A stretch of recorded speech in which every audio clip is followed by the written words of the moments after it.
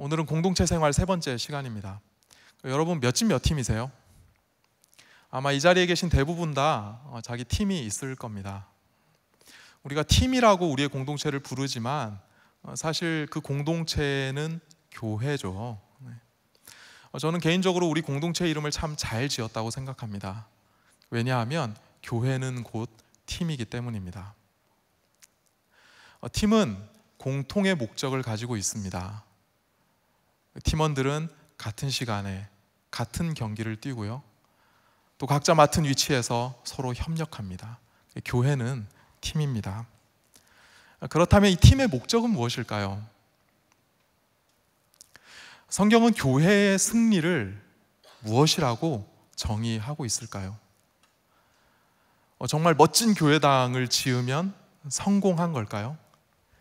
예를 들어서 우리가 어떤 한 대형 교회를 방문을 했는데요, 그 대형 교회 방문해서 목사님께 부흥의 비결이 무엇입니까? 라고 물었다고 합시다. 그런데 목사님께서 우리 교회의 건물의 규모와 그리고 이 예배당의 이 음향과 이 조명, 이런 얘기들을 하신다면 여러분 어떤 마음이겠습니까? 아이고, 잘못 찾아왔다, 이런 생각이 들지 않겠어요? 우리나라의 한 대형 교회는 정말 모든 사람들의 눈을 사로잡을 만한 그런 아름다운 교회당을 멋지게 지은 이후에 계속 사회의 지탄을 받고 있습니다. 또 사람들이 많이 모이면 무조건 교회의 성공일까요? 사람들이 무조건 많기만 하면 그 교회는 성공한 교회입니까? 교회가 바른 목적을 향해 나아갈 때에 사람들이 살아나고 모여들기도 합니다. 베드로가 설교했을 때에 그 자리에서 하루아침에 3,000명이 회심하고 주께로 돌아오기도 했습니다. 하지만 성경은 사람 수 자체를 승리다, 성공이다 라고 결코 말씀하고 있지 않습니다. 조엘 오스틴 목사님의 레이크우드 교회는 2007년부터 2013년까지 미국에서 가장 규모가 큰 교회입니다. 아마 13년 이후로는 제가 잘 모릅니다. 그런데 아마 지금도 여전히 미국에서 가장 규모가 큰 교회일 겁니다. 주일 평균 출석이 예배자가 43,500명입니다. 엄청나죠?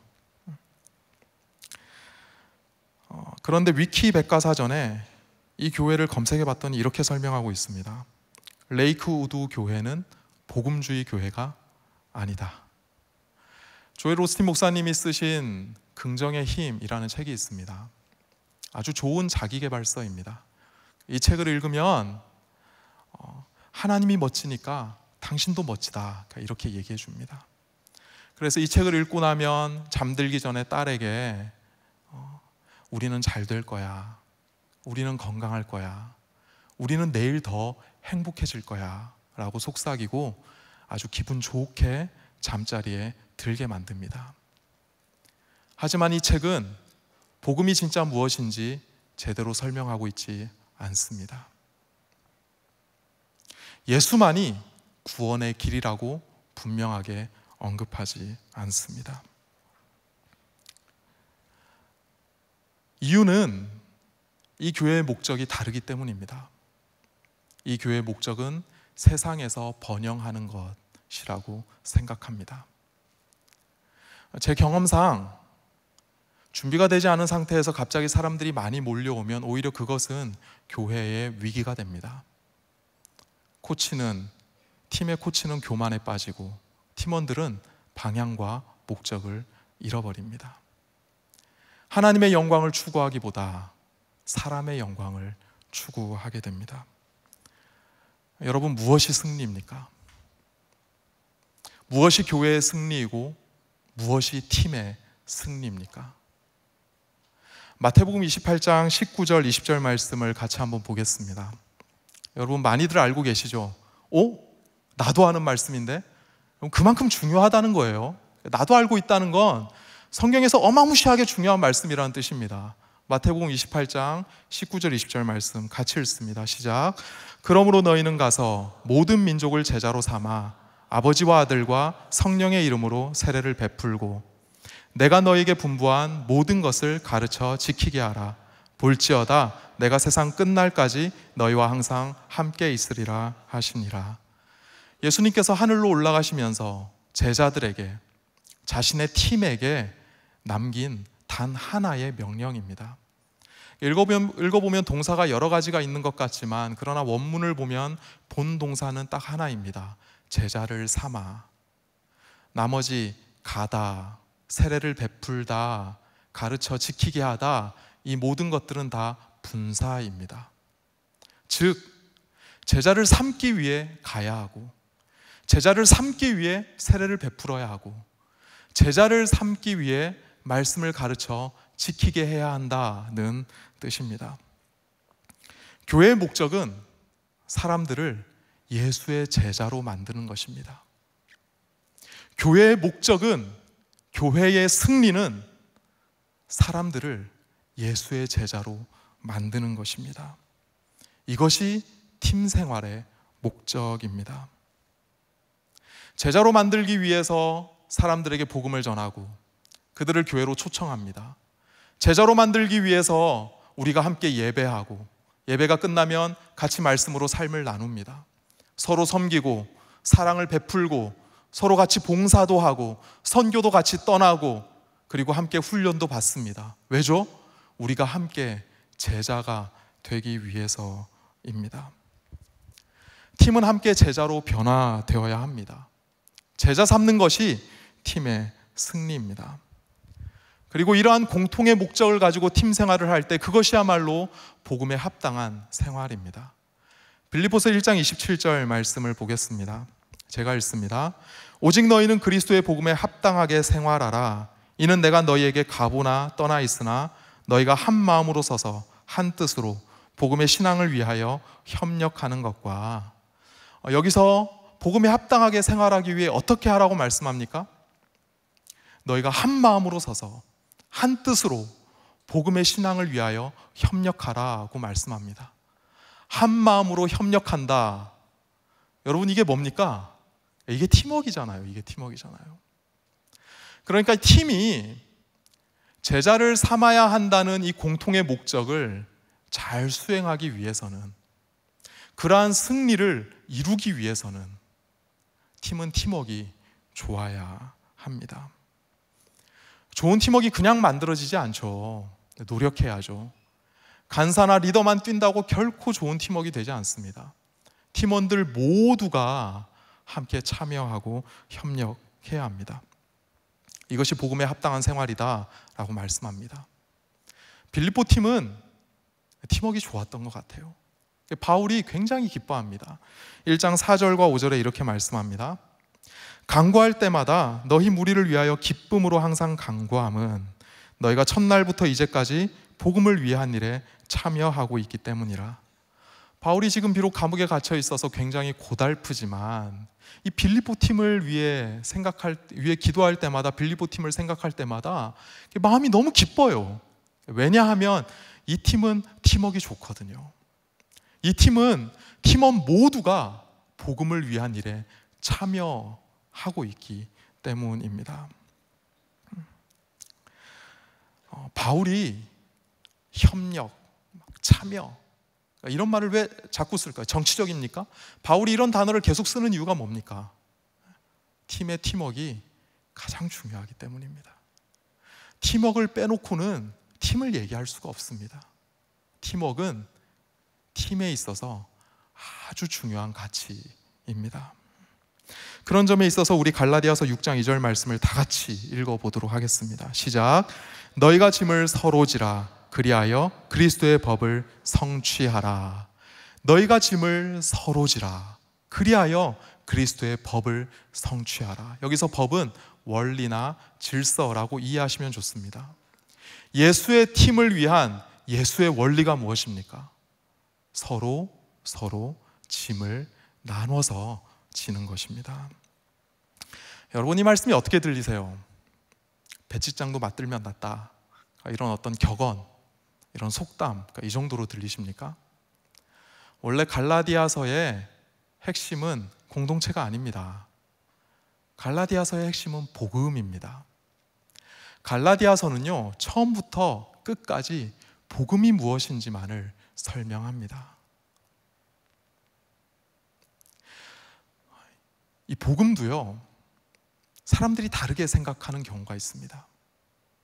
갈라디아서에 많은 팀원들이 있었는데, 이 갈라디아 팀에 여러 팀원들이 있었는데 팀원들마다 복음에 대해 생각하는 게 달랐어요. 그런데 이 팀원 중에 어떤 거짓 교사가 잘못된 가짜 복음을 전했습니다.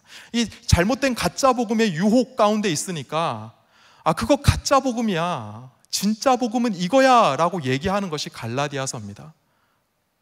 그런데 복음에 대해 서로 생각들이 다른 팀원들에게 진짜 복음은 이것 하나야 라고 얘기하다 보니까 그 얘기 뒤에 어떤 얘기가 나온 거예요?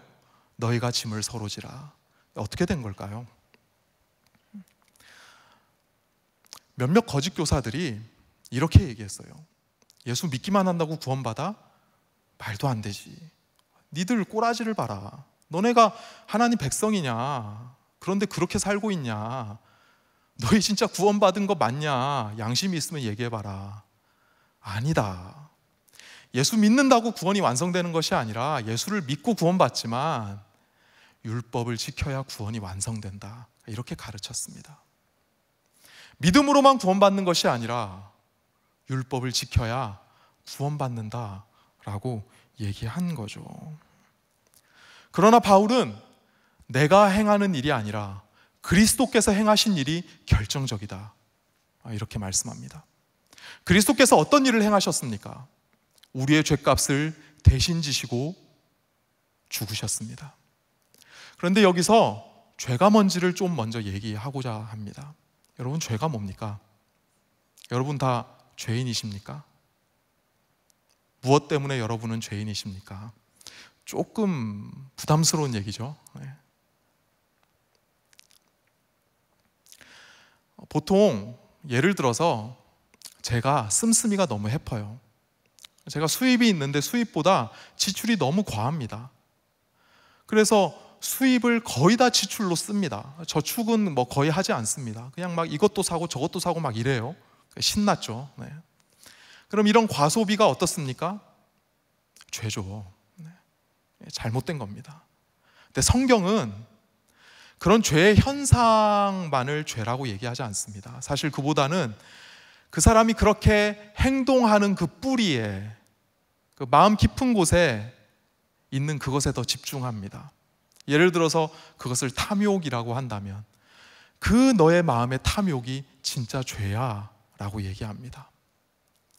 성경은 죄의 현상보다는 죄의 본질에 더 집중합니다.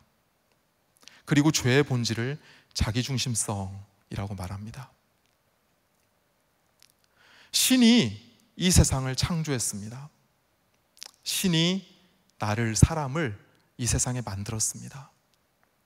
만일 여러분께서 신이라는 존재를 믿으신다면, 내가 내 능력으로 이 땅에 존재하는 것이 아니라 내가 신에 의해 이 땅에 존재하고 있다라고 믿으신다면, 그러면 죄에 대해서 좀 이렇게 얘기할 수 있을 것 같습니다. 성경은 이 신의 존재를 무시하는 것이 죄의 본질이다라고 얘기합니다. 엄연히 신이 존재하는데, 그 신에 의해서 내가 존재하게 됐는데, 그러면 나는 이 신과 좋은 관계를 맺어야 하고 또 신경을 써야죠. 그런데 무시해버립니다. 그리고 내 인생 내 마음대로 살 거야, 노타치, 간섭하지 마, 이러한 자기중심성을 죄라고 성경은 말씀합니다. 예를 들어서 회사 직장 동료 가운데 어떤 사람이 참 괜찮은 사람이에요. 예를 들어서 그 사람을 양대리라고 합시다. 그 양대리가 정말 괜찮아요. 이 사람은 하여튼 성품도 좋고 매너도 좋고, 그리고 굉장히 깔끔하고 시간도 잘 지키고 사람들에게 또 인정도 받습니다. 윗사람들한테만 잘하는 것이 아니라 동료들한테도 후임들한테도 잘할 줄 압니다. 괜찮은 사람이죠. 이 사람이 하루는 자기를 집에 초대했습니다. 같이 식사를 하는데 식사하다 보니까 어디서 막 인기척이 들려요. 방 안에서 소리가 들리는 거예요. 그래서 뭐냐, 혹시 누가 있냐 그랬더니 신경 쓰지 말라고, 괜찮다고. 그래서 밥을 먹습니다. 그런데 인기척이 더 크게 들리니까 신경이 쓰이잖아요. 그래서 가서 방문을 열어봤어요. 그랬더니 거기에 이 양대리의 어머니가 계십니다. 그런데 이 어머니가 제대로 씻지도 못하신 것 같고 제대로 드시지도 못하신 것 같고 꾀죄죄하시고 방도 냄새가 나고 어두컴컴하고, 그러고 있으면 여러분은 양대리를 어떻게 생각하십니까? 여전히 좋은 사람이라고, 괜찮은 사람이라고 그렇게 생각하시겠습니까? 만일 여러분이 신의 존재를 믿는다면, 그 신이 나를 이 땅에 존재하게 했다라고 믿는다면, 신을 무시한 채, 전혀 생각하지 않을 때, 내 삶에 배제한 채 그저 내 마음대로 살아가고자 하는 자기 중심성, 이것이야말로 죄의 본질입니다. 우리는 다 죄인입니다. 이러한 본성이 우리 가운데 있음을 누구보다 내가 잘 압니다. 이러한 나의 죄를 예수님께서 다 대신 대가를 치르셨어요. 내가 죽어야 하는 그 자리에 예수님이 대신 죽으셨습니다. 그런데 죽고 나서 땅에 그냥 묻혀버린 것이 아니라 죽음의 권세를 깨뜨리고 다시 살아나셨습니다. 죽음은 무엇입니까? 죄의 문제를 해결하지 못하는 우리의 무기력함 아닙니까? 내가 내 연약함을 알잖아요. 근데 어떻게 안 되죠, 그렇죠? 우리에게 중독이 있을 수 있습니다. 그 중독 어떻게 안 되죠? 그런 무기력함, 이 중에도 예배하고 있지만 그 문제를 끌어안고 말 못하는 고심 가운데 아닌 척하고 있어서 그게 더 힘들고, 내가 정말 구원받는 것이 맞나, 이런 고뇌 가운데 있는 그런 분들 적지 않을 거라 생각합니다. 그런 죄 앞에서의 무기력함, 그 죽음의 권세를 깨뜨리고 예수님 다시 살아나셨습니다. 이것이 그리스도께서 하신 일입니다. 이 사건, 이 사실 때문에 우리는 구원을 받습니다. 그래서 구원은 굿뉴스인 겁니다. 복음이죠. 믿음은 이것을 받아들이는 것입니다. 예수 그리스도께서 나를 구원하기 위해 행하신 그 일, 그것을 감사합니다 하고 두 손으로 공손하게 받는 것, 이것이 믿음입니다. 그래서 믿음조차 우리의 공로가 아닌 것이죠. 너희는 그 은혜에 의하여 믿음으로 말미암아 구원을 받았으니 이것은 너에게서 난 것이 아니요 하나님의 선물이라. 행위에서, 너희의 행위에서 난 것이 아니니 이는 누구든지 자랑하지 못하게 함이라. 누구도 내가 구원받았다고 자랑할 수 없습니다. 우리는 다 그저 공손하게 두 손으로 감사합니다라고 받았을 뿐입니다. 이것이 우리의 믿음입니다. 이렇게 됨으로 인해서 우리는 어떤 저주에서 풀려났죠? 율법의 저주에서 풀려났습니다. 네가 이거 행해야 구원받을 자격을 얻는다, 이런 율법의 저주에서 우리가 풀려났습니다. 마치 네가 힘껏 도약해서 아파트를 뛰어넘어야 된다, 이런 말도 안 되는, 지킬 수 없는 규정, 우리를 옥매고 있는 이 규정으로부터 우리는 드디어 해방되었습니다. 이제는 더 이상 행함과 규칙에 매이지 않아도 됩니다. 그러면 묻겠습니다. 구원은 자유방임입니까? 구원받았으니까 이제 진짜 내 마음대로 행하면 됩니까? 이제 내 마음대로 살아도 되겠네, 심지어 십계명도 어겨도 되겠네, 구원받았으니까. 여러분, 그렇습니까? 오히려 이렇게 말씀합니다. 갈라디아서 5장 13절 14절 말씀입니다. 같이 읽습니다. 시작. 형제들아, 너희가 자유를 위하여 부르심을 입었으나 그러나 그 자유로 육체의 기회를 삼지 말고 오직 사랑으로 서로 종노릇하라. 온 율법은 내 이웃 사랑하기를 내 자신같이 하라 하신 한 말씀에서 이루어졌나니.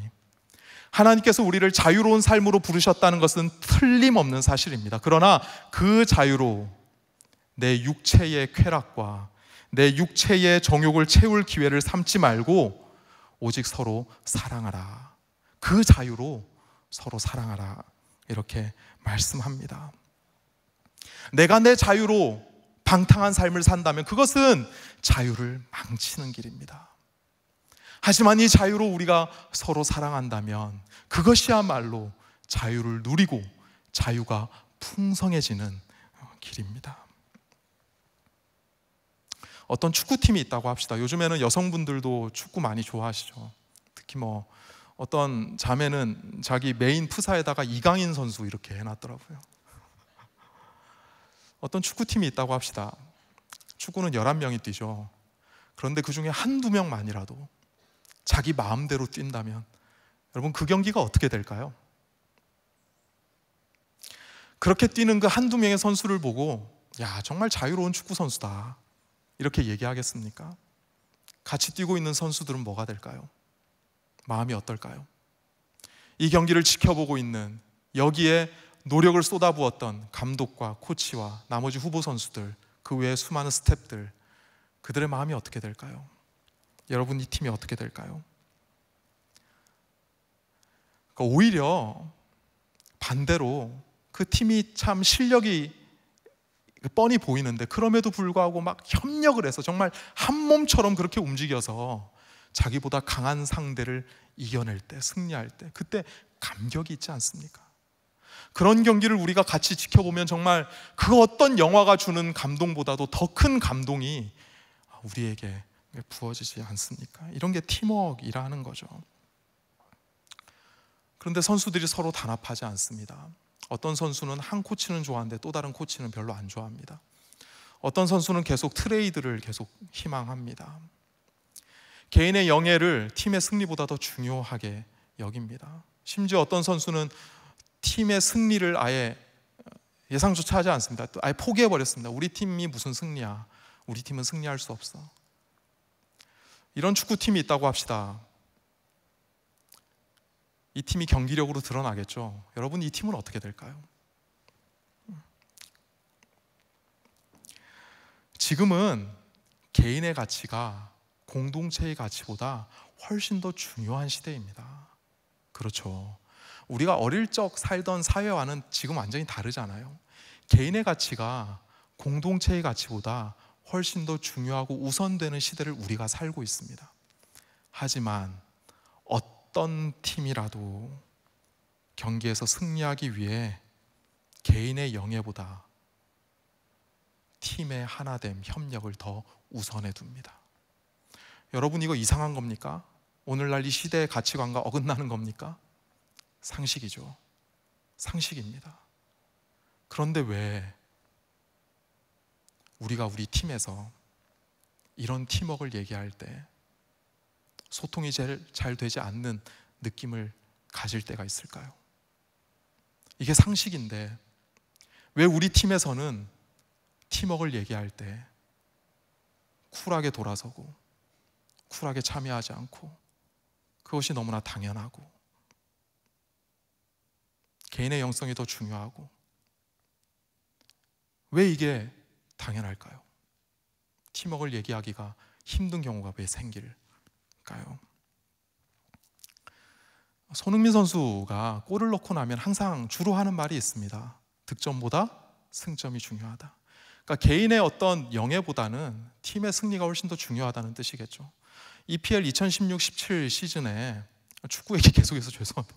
사실 축구 잘 몰라요. 근데 팀워크 얘기하니까 하는 겁니다. 여러분 미안합니다, 여러분. 네. 토트넘 팀이 그때도 부상 항목에 시달렸습니다. 그러니까 주전 공격수였던 해리 케인이 여전히 부상으로 참여하지 못하는 가운데 한 경기에서 2명이나 부상으로 경기장을 나갔어요. 어렵죠. 그런데 이런 가운데서도 팀이 연승을 이어갔습니다. 그리고 해리 케인 선수가 돌아오게 됐어요. 이 포체티노 감독이 인터뷰를 하는데요. 한 기자가 이렇게 물었습니다. 해리 케인을 두고 물었어요. 이제 해리 케인이 돌아오니까 경기력이 더 나아지고 더 좋은 성적을 거둘 수 있지 않겠느냐, 이런 식의 질문을 던졌습니다. 분명히 이 기자는 한 개인에 대한 질문을 던졌어요. 그런데 감독은 팀으로 대답했습니다. 이렇게 답을 했어요. 축구는 팀이 중요하다. 24명, 25명의 선수들, 축구는 11명이 뛰죠. 그런데 11명이라고 안 했어요. 24명, 25명, 후보 선수들까지 다 포함해서 얘기했습니다. 이 선수 모두가 내가 팀에 소중하다는 인식을 가지고 있어야 한다. 팬 입장에서는 내가 좋아하는 선수가 어떻게 되는지가 중요하겠지만 축구는 팀이 중요하다. 교회도 마찬가지입니다. 교회도 팀이 중요합니다. 교회는 팀워크가 아주 중요합니다. 좋은 팀워크를 이룰 때 그 교회는, 그 공동체는 그 팀은 제자를 삼는 목적을 이뤄낼 수 있습니다. 이것이 복음에 합당한 삶입니다. 가장 복음적인 팀입니다. 예수님이 명령하셨던 단 하나의 명령, 그것을 온전히 수행하는 팀입니다. 이러한 팀 생활이야말로 복음에 합당한 생활입니다. 갈라디아 팀에 속해 있었던 몇몇 거짓 코치들이 있었습니다. 이 코치들은 그런데 이렇게 가르치지 않았습니다. 잘못 가르쳤습니다. 그래서 팀원들을 율법의 짐 아래로 다시 밀어 넣었습니다. 그러나 사도 바울은 얘기합니다. 율법의 짐 아래로 팀원들을 밀어넣지 않습니다. 오히려 서로의 짐을 지라고 권면합니다. 율법의 짐에서 너희는 해방되었다. 그러니까 이제 서로의 짐을 지라 라고 말씀합니다. 그래서 갈라디아서 6장 2절 말씀에 복음을 얘기하다가 너희가 서로 짐을 지라, 그리하여서 그리스도의 원리를 성취하라 라고 말씀하고 있는 겁니다. 거짓 코치들은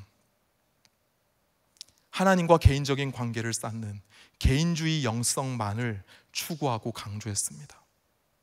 내가 하나님과 1대1로 이렇게 수직적인 관계만을 추구하고 그런 개인주의 영성만을 추구하는 그런 교리를 가르쳤어요. 잘못됐죠. 사도 바울은 그것은 복음이 아니다, 가짜 복음이다 라고 말씀합니다. 이런 식의 개인주의 영성은 율법을 잘못 해석한 것이다 라고 말씀합니다. 서로의 짐을 지면서 우리는 그리스도의 이 십자가가 무엇인지를 더 깊이 깨달아 압니다. 교리, 기독론, 신론, 인간론, 교회론, 이런 것들 서로의 짐을 지면서 더 깊이 자세하게 깨달아 갑니다. 신론, 하나님은 누구신가? 인간론, 사람이란 도대체 어떻게 생겨먹은 그런 존재인가? 기독론, 예수 그리스도는 누구신가? 예수 그리스도가 교회를 위해 이 세상 사람들을 죄로부터 구원하기 위해 행하신 일이 무엇인가? 교회론, 교회는 무엇인가? 이런 교리의 내용들 서로의 짐을 지면서 더 우리가 피부에 와닿게 구체적으로 배워가고 깨달아 갑니다. 서로의 짐을 지면서 우리는 제자가 되어갑니다. 서로의 짐을 지는 길이야말로 복음에 합당하게 생활하는 그런 생활입니다. 우리는 이렇게 팀 생활을 해야 합니다. 여러분, 이것이 진짜 팀 생활입니다. 우리가 팀 생활을 하는 목적이 바로 여기에 있습니다. 이번 주 목요일이 되면 우리는 영동으로 선교를 떠날 겁니다. 선교에 있어서도 참 팀워크가 중요하죠. 이청에서는 400명에 가까운 청년들이 이 선교에 참여합니다. 목요일에 떠날 텐데요, 선교에 떠나는 앞에 있는 이 청년 예배이기 때문에 마지막으로 선교와 관련된 일화, 실제로 있었던 그 일화를 마지막으로 나누고 설교를 마칠까 합니다. 어떤 자매가 있었는데 이 자매는 옛날 일입니다. 이 자매는 교회에 등록하고, 새가족 등록하고 3주밖에 안 된 자매입니다. 그런데 이 자매가 선교에 가겠다고 등록을 했어요.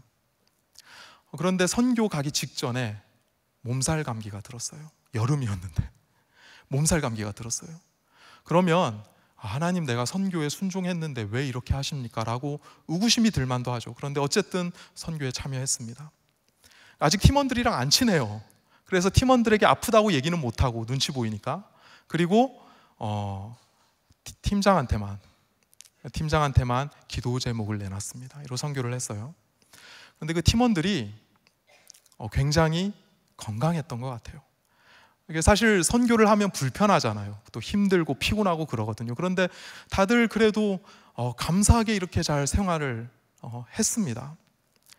근데 이 자매가 볼 때 이 모습들이 좀 이해가 안 되는 모습이 있는 거죠. 그게 어떤 모습이냐면, 하나님이 이렇게 짜잘한 이런 은혜들을 부어주시는데, 여러분, 이 짜잘한 게 진짜 중요합니다. 선교지 가시면 이 짜잘한 은혜가 있어야 돼요.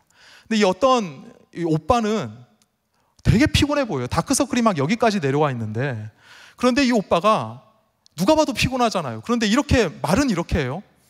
감사하다고. 주님 감사합니다. 내가 건강했으면 설치고 난리를 쳤을 텐데 주님 저를 이렇게 겸손하게 만들어 주셔서 감사합니다. 그러니까 다들도 막 깔깔깔 웃고, 또 어떤 자매는 뭐 별거 아닌데 막 크게 오버해서 기뻐합니다. 그게 사실 뭐 작은 일이고 상식적인 일인데도 하나님의 은혜라고 기뻐하고, 아재 개그 치는데도 막 리액션 해주고. 이러니까 이상한 거죠. 그러니까 이 등록하고 3주밖에 안 된 자매가 볼 때는 이게 좀 이상한 거예요. 그런데 그런 팀 가운데 자기가 끝까지 선교를 감당할 수 있었다, 이렇게 고백합니다. 혼자였으면 못했을 텐데 같이여서 할 수 있었다, 이렇게 고백하고요. 이 자매가 이렇게 얘기했어요. 이 사람들 앞에서 간증을 했는데 목소리가 여전히 쉬어 있었어요. 목소리가 쉬어 있었다는 것은 감기 몸살이 나았다 안 나았다? 여전히 안 나았다는 거죠. 그런데 뭐라고 얘기하냐면, 주님 감사합니다. 제가 이 팀에서, 우리 팀에서 작은 천국을 보았습니다. 이렇게 사람들 앞에서 간증했습니다. 그래서 잊혀지지가 않습니다. 자기가 선교를 포기할 수도 있었는데 아프니까 포기하지 않게 해주셔서 너무 감사하다고, 그렇게 얘기하는 그 쉰 목소리를 지금도 기억합니다. 여러분, 이게 뭐죠? 팀워크이죠. 좋은 팀워크를 형성할 때 팀원들은 같이 제자가 되어갑니다. 작은 눈금이라 할지라도 바른 방향을 향해 함께 제자로 자라갑니다. 교회는 팀이고요, 예수의 비전입니다. 그러니까 짐을 서로 나눠집시다. 우리가 다 다른 복음을 믿습니까? 아니죠. 주도 하나요, 성령도 하나요, 복음도 하나입니다. 우리가 성경이 말씀하는 그 단 하나의 복음을 같이 믿는다면, 같이 받아들이고 있다면 서로 짐을 나눠집시다. 이렇게 팀 생활합시다. 그래서 예수의 비전을 이루는 예수의 팀 되길 예수님의 이름으로 축복하며 기도합니다. 우리 다 같이 자리에서 일어나셔서 찬양하고 기도하겠습니다. 우리 말씀을 생각하시면서 하나님께서는 우리의 만남을 우리 찬양하겠습니다.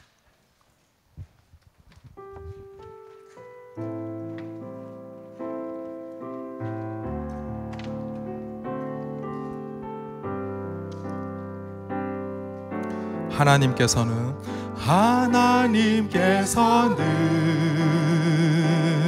우리의 만남을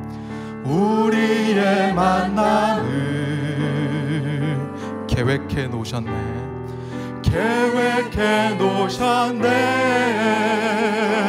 우린 하나 되어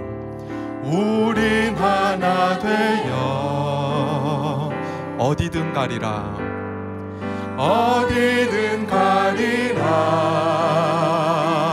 주 위에 서라면 무엇이든 하리라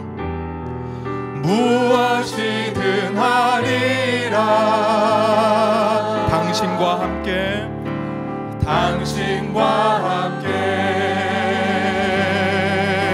우리는 하나 되어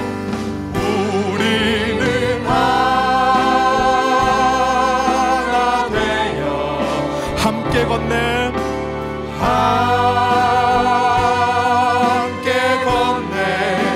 하늘 아버지 사랑 안에서 우리는 기다리며 기도하네. 우리는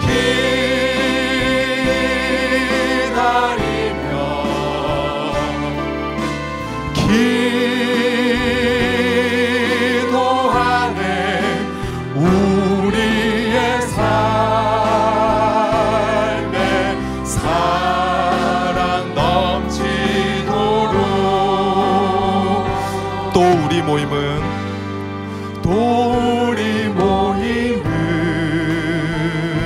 주님만 따르리.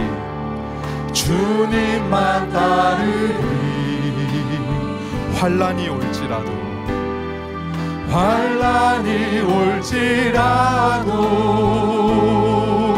주 함께 하시리.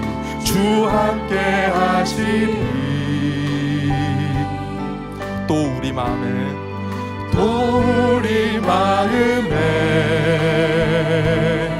시험이 닥칠 때, 시험이 닥칠 때, 어둠은 지나가고, 어둠은 지나가고, 새 아침 주시리, 새 아침 주시리. 우리 오른팔을 들고 찬양합니다. 우리는 하나 되어, 우리는 하나 되어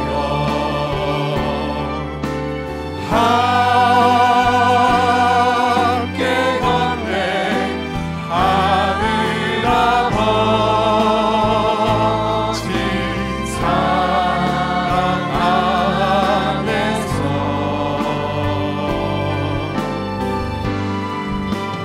우리는 기다리며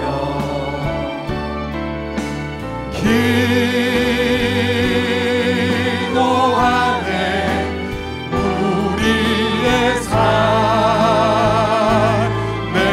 사랑 넘치도록. 아멘. 우리 시간에 찬양에 부른 우리의 노래로 올려드린 마음처럼 말씀을 기억함으로 하나님 앞에 간절히 기도합시다.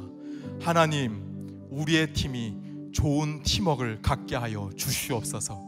그래서 복음에 합당한 생활, 그런 팀 생활 하게 하여 주시옵소서. 각자 다른 생각이 아니라 오직 예수의 비전을 이루는 제자 삼는 팀이 되게 하여 주시옵소서. 갈라디아서 6장 9절 말씀에 우리가 비록 부족하지만 낙심할 수 있지만 포기하지 아니하면 때가 이르니 거두리라 말씀합니다. 이 말씀 의지하여 하나님 우리 팀이 좋은 팀워크를 이루는 예수의 비전을 이루는 그런 복음에 합당한 팀 되게 해달라고 이 시간에 주님의 이름 한번 크게 부르짖고 기도합니다. 기도합니다. 주여 하나님, 아버지 하나님,